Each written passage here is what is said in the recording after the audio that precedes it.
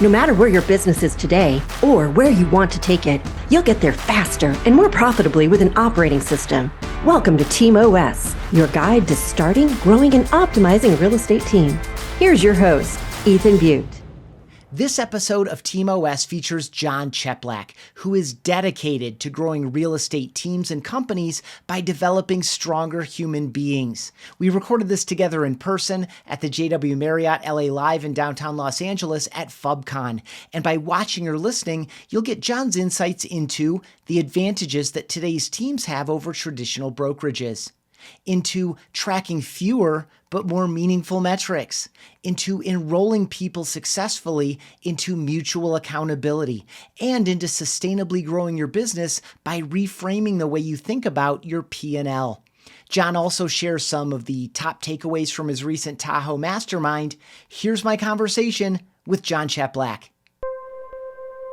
Jon, man, thank you so much for making time for this. You bet. Appreciate you.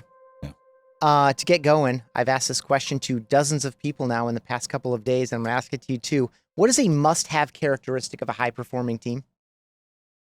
Standards that are actually enforced, period. Mm-hmm. That simple. Yeah. They all have them, but your standards aren't what is in the contract. Your standards are based on the behavior that you allow or do not allow. It's the make or break, period. Mm-hmm. Mm-hmm. How do we, so much of and I feel like we're going to get into a lot of behavior and psychology. Right. I feel like, because I love it. And I know it's underpins everything you do. Yeah. How do we put mechanical definitions on, or do we, on the types of behaviors, the tone, the language? How do we set some of those standards?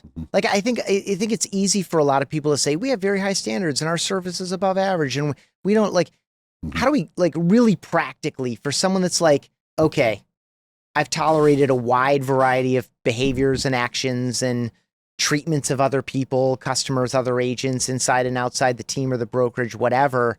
How do we start locking that down a little bit? How do we start putting definitions on it? Or is it just a cultural modeled thing? No, there's science to it.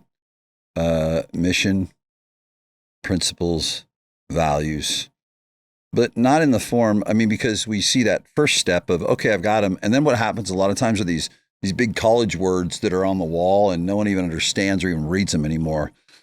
So number one, it is establishing those. They are part of the interview process. They are part of every decision that is made. They are part of the sales meeting at the very beginning. They are read in the beginning. They were read at the end, publicly, while respecting human beings, because, sometimes people are not going to align to those principles or values, or something's going to happen, and letting people go with dignity, but always letting people know that every decision is based on those, because otherwise you end up with this grayness that our industry is full of as it is. Mm-hmm. And so then we have these challenges of, oh gosh, it can't be black and white. I'm watching today, and many leaders have been forced to learn it because they had no choice. And now they're thinking, why didn't I just do that before? You can do it if you choose to do it, and you do it the right way, and you will win because you're going to impact people's lives. So I think it's mission, principles, values. I think it is repeating it over and over again. Every decision is made based on it. And publicly, when you make decisions, bring it back to those. Yeah, really good. And probably also things that you celebrate or train against. You reinforce, use those as teachable moments as well. Yep, 100%. Yeah. Mm-hmm. Now let's talk to the kind of the practical side of it that is even probably, and you tell me, more difficult for more people, which is accountability and tracking and accountability relative to those standards.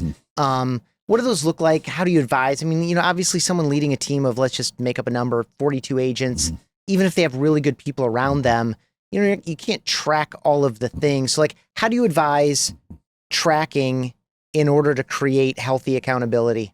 Sure.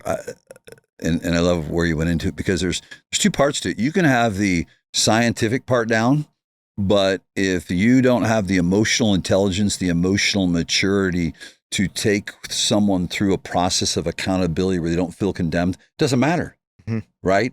So I think the critical piece is your communication skills.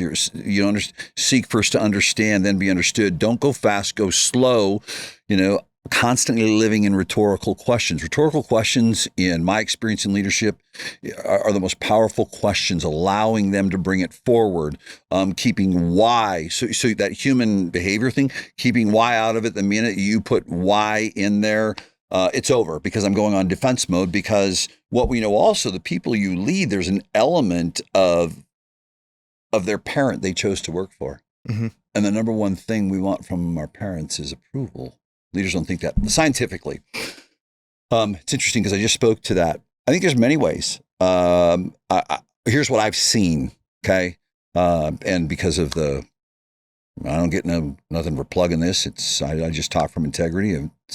The average contact attempts is everything. If I were to go to one metric that tells me darn near everything and take me down the right hole, because I think there's this over analysis, like what you said too. I mean, we could go down so many rabbit holes on one age, but your text to call ratio was 3.2 and it should be this, and your email to call ratio and your time on the call and this and that. And you can, and they're all valid.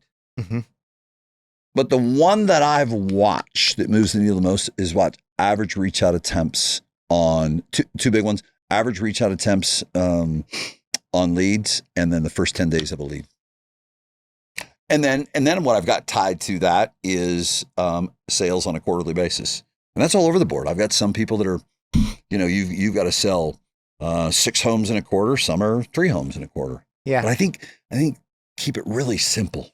Yeah. I think the most important thing you did there is say, yeah, we can pay attention to all these things, but let's find the ones that truly matter and let's pay attention to them. Something I feel like you have something to say on. Yeah. I know I have an opinion. I want you to validate me is what I'm really doing here. Right, cool, cool. Yeah. Same as you said before. I'm looking for approval for my own thoughts from other people. So it's the number of contacts and all these things we can look at is really all about, and I'll just say it this way. We want X. So in order to get X, we need to produce 7X of this. And if we want 7X of this, then we need to do 10X of that, right? So, and this is like calls to sets, to holds, to whatevers. And implied in all of that is that there is a ratio, but it's about what? It's about a baseline. It's about some historical metric. And what it doesn't take advantage of is how are we actually doing the 10X? How are we actually doing it? Because not all the calls are the same. Not all appointments are the same. And I feel like if we spend more time in how are we executing these things, not just how often are you pounding, we would get to the same place by probably annoying fewer people, both our agents and our clients. Thoughts on any of that? Valid, because there are only 2. That's the neat thing about real estate. We're sitting down with an agent and they want to do more, or they just want their business looked at. Well, great. It is activity or skills. There's nothing else. And so what you're talking about is, and 90% of the challenges leaders have is with agents' activity, but 100%, as long as you have moved them to that activity, it is then the mastery. And I am about that, because the mistake that leaders make, so it's a 100% resounding yes. But here's the reason why it doesn't happen is because leaders, we're all humans. We want to validate ourselves, especially leaders. Part of it, there's that thing in there. I've got that helper thing in me. And so they keep throwing new training on instead of going back to the same training and mastering it. My buddy played. He worked for him. He was in Belichick and Brady's locker room. Okay. He said it was the most boring, miserable part of his life. And that's what winning was about. His foot would be, just reps, mastery. He said that, they'd be across the field and Belichick would yell, Brady, Evans, run it again. You stepped one, like over and over and over. And the leaders got to have the strength to keep going back there instead of the validation, but they've also got to have the enrollment skills to get people to understand the mastering the mundane. And that's really, not to go off on the tent, that's what Belichick's mastered. Yeah. That's fantastic. I appreciate that language of enroll as well. Speak a little bit to that. I mean, part of what I heard in that word in the context is we can't want things for other people. They have to want it for themselves. And we can't force someone into joining, whatever joining means, joining this mindset, joining this philosophy. A choice. Correct. Yeah. So we need to enroll them in. There's a welcoming aspect of that. There's a formality to that word, right? I am enrolling in something. Like it needs to be, in that I feel like there's like a clear communication piece. Talk about the word enroll. Sure. Enroll. I mean, it's so encompass so many things. We're in a sales business and we're hiring salespeople, and recruiting is, it's a 10x ROI, one recruit. It's really 100x if you really to map out, okay, over the life of you with my organization as a recruit, the retained dollars that I'm going to get from you over time versus one sale, which I might get some referrals. It's huge. So, but the key piece is in the enrollment process is it goes like this. Create an experience of what it's going to be like when someone works with you, chooses you, or buys the product as best as you possibly can. In the enrollment process, expecting nothing in return and coming from a foundation of relational versus transactional. And sure, you've got your KPIs, sure, you've got your numbers you've got to hit, but just staying true to that mission. Being crystal clear in the enrollment process of what someone wants. Stop being the hero. The simple hero guide. See how you can facilitate the condition for that person to be the hero, and make sure that them being the hero in what they want maps morally, ethically, from a personal standpoint, and also from a professional standpoint. So I think the enrollment process is really, it's enrollment, it's indoctrination, it's experiential before anyone makes a choice, almost to the point of, hey, free trial offer. That's what enrollment is. But then also, though, is making sure that it is mutual accountability. In our industry, it's singular accountability a lot of the time. The leaders think they've got the accountability because mutual is respect. It's mutual. No, many of them are on their heels, not holding people to standards because the agent's holding them accountable. Hey, the leads better get better. Hey, you better do this, you better do that, or the split better, right? So, yeah. How do you advise some of your best team leaders, most successful, to invite people to hold them accountable? To declare, publicly declare what they're doing. When the agents, for example, a great example is an exercise we do called Go to the Board. So quarterly, and I really break things down simple. Big business plans are great, but here's what we know. People do a big business plan, it goes in the drawer and they never look at it again. Yeah. So we do this declaration process of how many homes you're going to sell. What's the one lever? If you go all in on this one lever that's specific, measurable, and actionable, it'll happen. And what's the one thing you want to have happen personally? So every agent does that. Then the leader has to go up at the end and they have to declare from an organizational standpoint, public declaration. We have, and then they declare it to them, let them know too, listen, we are, you're not my customer. You are my business partner. Okay. We have mutual accountability. So it's the declaration of what you're doing. And so I'm going to declare to you and we're going to ride along together. That's the number one way I do that. You're not my customer. You're my partner. Is that more true in a team environment than in a traditional brokerage model in your view? Or is it kind of about the same? Same. Yeah. Same. Because you're still in that partnership. Because here's, for a couple of reasons, and you know this, in a B2C, it's a buy-sell relationship. You're only as good as the next thing you're selling me. And so the other program thing in humans is the customer's always right. The difference is for the traditional brokerage is you're there to deliver training, probably a little bit of advertising, things like that. Now, what I would say is there are some cases in a traditional brokerage where they're really like a landlord. You know what I mean? They're, hey, pay your fee, I leave you alone type thing. Yeah. So there you get into, you can get into B2C, but as a whole, the true operational ones, I see it as a B2B. I do. Yeah, fair. Okay, you've been in the industry for a long time. You've been in a variety of different roles and capacities in that. You've seen a lot of things. This is my long tee up too. I love it. It's great, man. What's the give a quick snapshot of your view of kind of the past and present of the team model? How long has it been on the rise? Where are we? And then maybe push to a future trajectory. Like, when did this start to become a thing on your radar? When did we start using this language? And when did you say, oh, this is a thing and it's different? This seems to have some traction. Like, talk about some of that inflection along over the years. 11 or 12 years ago, roughly. I'd have to go back, but I remember the phone call.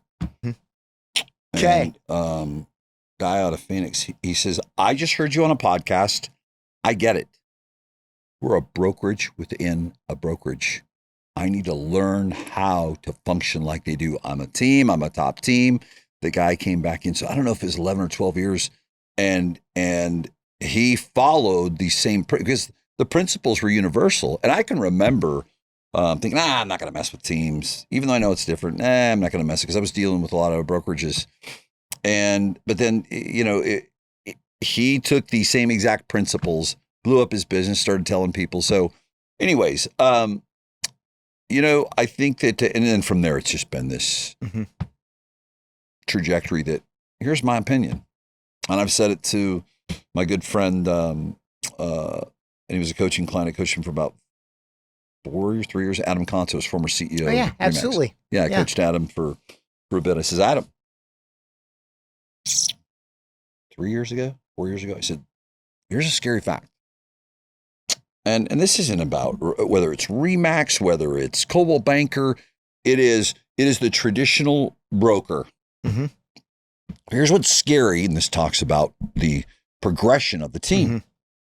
I could probably put your top 10 broker owners in the world on that side of the table. And I could put Justin Haver, Gary Ashton, Rob Golfi, Peggy Hill, Frank Leo. These are the top 10 in the world in Remax. I'm just using them as an example. Yep. And I could do a drop ball of a lead and say, tell me what to do in the first 30 days. They'd be done. And then how do you generate those leads, and how do you continue to generate those leads? And what do you do with SEO? And how do you handle a PPC? And how do you, so here is my, and I've got great broker owner friends. And guess what? It's interesting. A lot of broker owners, because they know that I work primarily with teams, they're coming in and coaching and being in my environment. You want to know why? They're smart. They're going, I want to understand this. Okay. They're passing them up. They're getting passed up. And so I think that the team model, there's arguments both ways. Sorry. Yeah. Passing them up by their knowledge, their competency, their online presence. Value to the agent too. Value to the agent. Okay. Lifestyle for the agent too. Yep. Yeah, really good. It is the ease at which they can do what they're meant to do, toe to toe and knee to knee with the consumer. And it's tough. I mean, and the margins too. You've got these teams, I've got outliers that hit a 35% of top line gross. You have those anomalies out there. And I'm talking a real team, not small. I mean, you get someone small and they're selling, they're doing 40%. I mean, that's not, let's be real, right? Yeah. So, and you see these brokerages, they're hoping for, like if they didn't sell houses, the broker owner, in a lot of cases, they wouldn't make a profit. Like their sales make the profit and sometimes keep them floating. So, listen, I think that, it's not going to get easier. I think that they must, and there's big, huge brands out there, they must continue to progress in the online world and understanding the behavior of the internet-empowered consumer. And they may say, oh, we do, and we this and that. Well, I've sat in those rooms with the broker managers, and I've sat in these guys with their SEO, and I mean, they're ridiculous. So I think I think the online world is one where, my advice to any broker owner is, man, work on your skills. Because I think that, I think you'll see these teams roll people in. I've already seen it happen. They're rolling them in. Yeah. So as we record this at FUBCON, we're like a week removed from your event in Tahoe, your mastermind. Yeah. You had amazing people at the event. when you're now a week removed, I'm sure you spent some time reflecting on like how that whole experience went. What are a couple things that like collectively people that there seems to be some excitement and energy around, and then maybe what are a couple things that there's some anxiety around? I think there's big anxiety around their modeling. They've got pressure constantly because the first place an agent goes to when their sales go down, oh, well, you should give me a better split. Yeah. Because since I'm making less. Yeah. You need to make up that difference for me. Yeah. And I'm watching, and this is a lot of the conversations, whether it's privately with clients, which, I maintain their confidentiality, and, or publicly with someone approaching me. Jon, I've got pressure. Should I change model? It's this immediacy. It's really strange. There's this immediacy to just change model. That's the big one. I mean, I've got to give up. I've got to do this hybrid. I've got to offer more. And you want to know what's interesting? Do you know the people that are having literally record break? And I would sign someone who did, 10 deals last year and they did 20 deals this year in September. I'm talking about people that their best month ever was 30 million. They did 40 million, right? Is they are unwavering. Their splits are the worst, whatever. I mean, maybe that's not the best, but their splits are the lowest.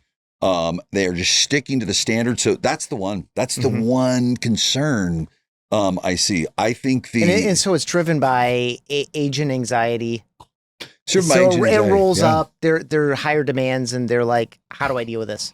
Yeah, I mean, I'm not making as much money, but here's why that's happening though. It's a leadership piece. It always comes back because leaders didn't enforce the standard.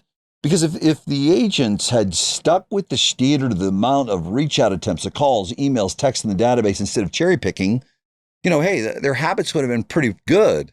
But right now, the toughest thing to do is, okay, you got to pick changing the behavior of all these agents or bring in new people that believe in it. You're going to change a few of them, right?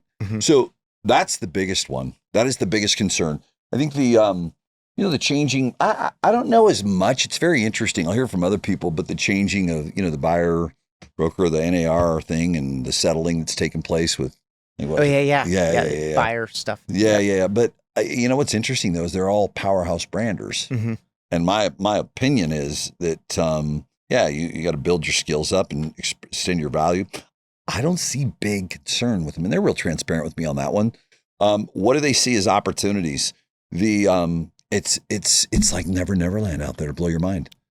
And I saw from bringing it in, but I know YouTube. I mean, we bring in a guy that does $1 million net income, $1 million in GCI, excuse me, in 16 months from startup of an organic page, spending no dollars. And what's so interesting. So there was one of those, sexy things, if you will. But it's shocking at their brilliance of the caliber of people in that room that like, there was 1 out of 250 in that room that is generating organic leads regular every month. So that was it.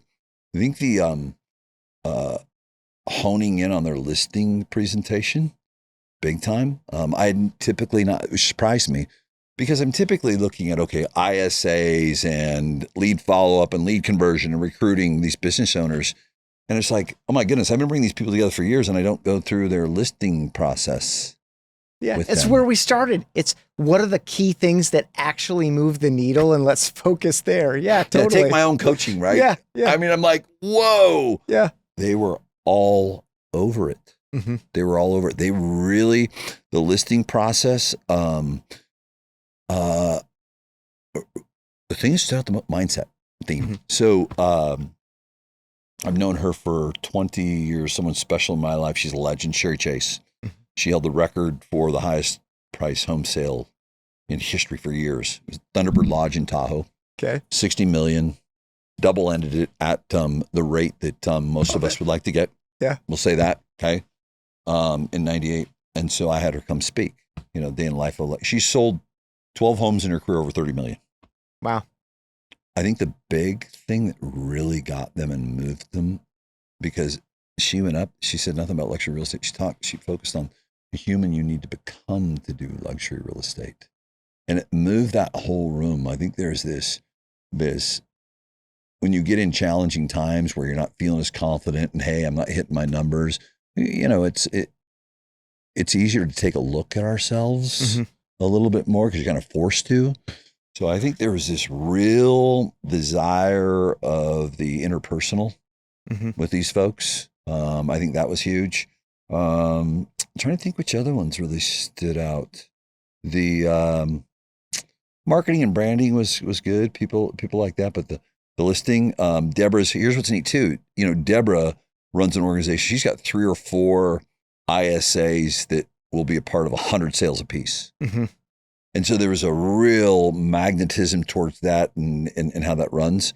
Yet then there's other people that run without them and do well too. Yeah. So that's my favorite thing about these conversations, is there's no one way to do any of it at all. No. And you can take pieces from a variety of different Always. others. You know what? It just hit me. Yes. I think the operations panel was a hit. So it was 3 COOs, one from a $700 million team, a $900 million team, and the other, I don't know, 900 transaction team. They're all just big. It was unreal. And so what we did is, and it's a safe room. A lot of them are my clients, but they've been with me for years. And so they gave, the freedom. And was what I discussed, how do you deal with the crazy of the visionary? Yeah. That's a thing. Oh, it's a thing. Yeah. And people are just like, so you can see the visionary just going, oh my God, that's me. That's me. Yeah. That one, that was big. Yeah. That's fun. Big. Putting other leaders, but you've got to facilitate that environment too. I've got to have leaders in there that feel safe and trust me to put their people up there also. That's not I'm wonderful. I'm just fortunate these people have stuck with me and they've built the community, but they really like seeing and hearing from leaders of other organizations, not the team leader. Yeah. They like that, but other people.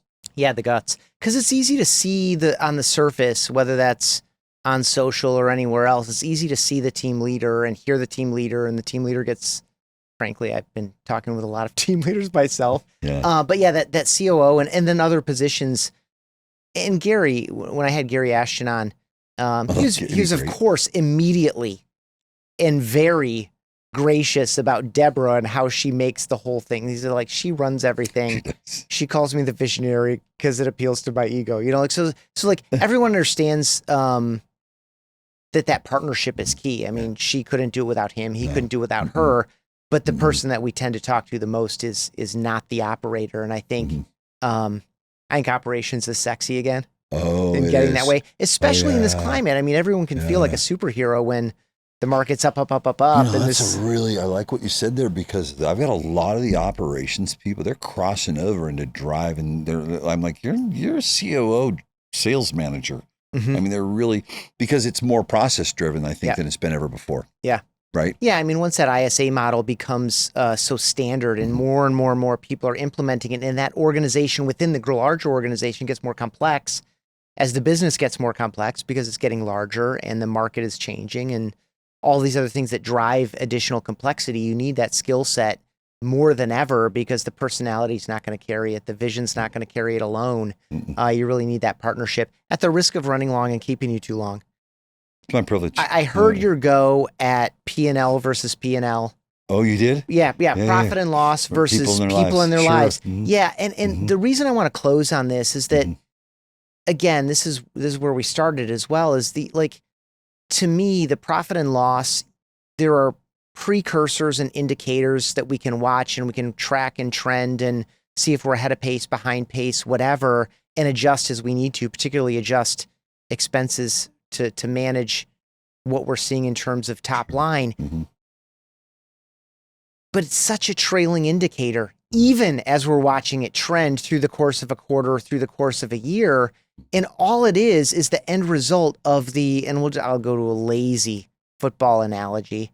You see the score at the end of the quarter, you see the score at the end of the game, but that score is simply a reflection of everything that happened moment by moment in the 15 clock minutes leading up to the end of that quarter. And so I just really appreciated the sensitivity, toward the human, because this is still, if it wasn't as human to human a business, we would have seen a lot more of these startups that are trying to move the human out of the thing. This is a human business. And the only way to motivate people is to connect with their own lives. So I would be remiss if I did not create an opportunity to get that go into this show, not just your own. Sure. Yeah. You know, I shared it on stage, and I mean, I'm young today, but you know, in 2000, so that's 23, I was 34 years old. I mean, my business matured, not even close. And I remember it was sheer force and tear, and I got brought over because I could hit numbers. I mean, I was managing an office doing 1,483 transactions in 98, one office, one assistant manager, and just clocking. And the first thing that Ed Kraftchow said to me when I came over to be the GM, I waited till the first check cleared to go, why the hell did you hire me? I went from 100 agents to 100 offices and 5,000 agents. But anyways, he said, you're going to do really, really well if you abandon all of your real estate knowledge, because it's there. It's in the unconscious. You're good. And I need you to study. I need you to obsess over human behavior. He says, we can throw everything. I remember this speech. We can throw everything out on the streets. It's worth pennies on the dollar. But that human being is an elevator asset. They come in the building, the asset's there. That's 100,000 retained company dollar. That's 250,000 retained company. And guess what? That asset goes home, and you got to make sure they come back. And so that taught me, it matured me, and because I was just so that driven part. And then he started to teach me empathy, you know, because I just, you know, again, youthfulness and that of, why do it? They should too. They said they wanted to make this money. I'm showing how to do. I mean, you know what I mean? Yeah. So it was some real hard experiences that he allowed me to have. Mm-hmm. He allowed me to fail, but not really fail. He says, it's a lesson. He says, I can't. I have to take risks like that so you can self-discover. So that's where I got it. And I was open to it. It was hard because he was tough. He's that true mentor. And I saw it take place when we were opening up startup offices. We were walking agents over. It just changed every dynamic. And so what I do know is we are in a for-profit business, but people move the money. And if you do not have deep psychological and emotional bonds with people, if you do not connect at the heart, it's going to be very, very, very temporary. And it's going to be a temporary production if they get up and running, or it's going to be a temporary relationship if they get up and running over time, but it was just transactional. And so I learned it from there, and with blind faith, I listened to him, and he's been right. He's been right, because the heart chooses, the mind justifies. So if I can, and the other thing too is I can't make someone do something. I had to learn that one. And so if I can get to this at least not to do it well. Right. But if I can get to this depth of what can this do for your life? I'm not freedom. What's freedom? Okay. And this or that. No, I mean, what is something if you touch your heart, you feel it beat out of your chest as a result of this work we do? My likelihood of having them do the work versus the person says, okay, here's the math equation. Make this many calls, do this to this. So long answer to that short question, but it was someone that, everything I have has been generously transferred to me. But I was open to it and took action. Yeah. That's great leadership, by the way, to give you an opportunity to learn through the thing. The other thing too, is that when you do that with people, not only are they more likely to succeed, they're more likely to stick with you when you messed up or things go sideways or whatever. Yeah. Jon, the way that I've been ending these is giving people two questions, and you get to choose which one you answer. Right. And they're related. Choice. Yeah, cool. But I'm going to take the choice off the table for you. Yeah, cool. I'll give you the whole question. Yeah. But I'm going to have you answer the second one. So one of the pairs of questions I ask is, what does it look like for you to continue learning, growing, and developing? Or what does it look like for you to rest, relax, and recharge? And I want to know how you rest, relax, and recharge, because I don't have any question about how you continue learning, growing, and developing. Sure. You're constantly engaged with so many people. You're producing your own content, through these conversations and the things that you're learning. I feel like I have a zone there. Feel free to give me something that I'm blind to, but I really want to know how someone like you, high energy, highly productive, super engaged, locked in so often in so many environments. How do you turn that off? Sure. Or how often? Or how? Yeah. It's typically with my wife. But prior to that, we just got married in April, but we'd been together a year or two before then.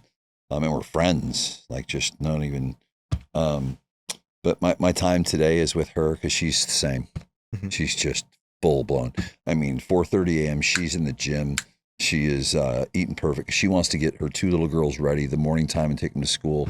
And then she runs a beautiful real estate business herself. It is with her, and our best time is literally, and people laugh, Saturday. We bought this cloud at Restoration Hardware, and she hates it because it's got the wilty pillow, so it looks terrible.